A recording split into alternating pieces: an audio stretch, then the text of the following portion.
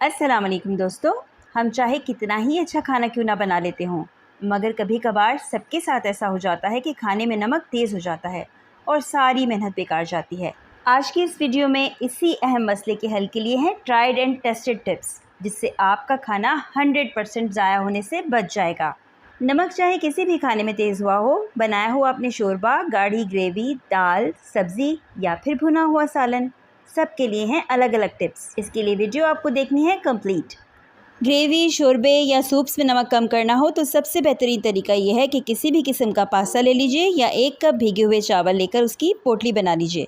पोटली बनाने के लिए मलमल का कपड़ा इस्तेमाल कीजिए और उसको इस तरह ढीला सा बंद कीजिए कि चावल और पास्ता के फूलने की जगह बची रहे। पोटली के मुंह को उसी मलमल के कपड़े की छोटी सी रस्सी बनाकर अच्छे से गिरा लगा दीजिए। अब जिस खाने में नमक तेज हुआ है उसमें पोटली को डालकर चावलों या पास्ता से दुगना पानी डाल दीजिए। तकरीबन 10 से 15 मिनट तक पोटली को हल्की आंच पर सालन में पकने दीजिए। सालन में नमक अब बिल्कुल सेट हो चुका है, पोटली को निकाल दीजिए।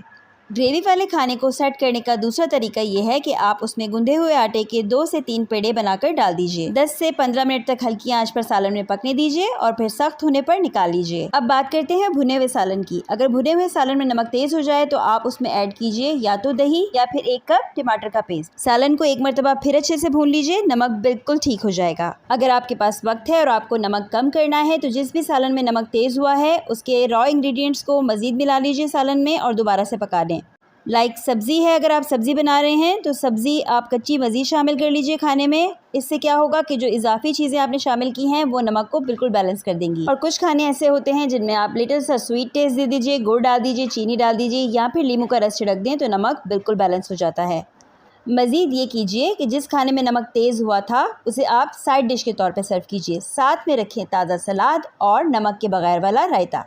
मेरे चैनल को कर लें सब्सक्राइब, बेल आइकन पर कर लें प्रेस। इंशाल्लाह मिलते हैं किसी नई वीडियो में। टिल देन टेक केयर, अल्लाह हाफिज़।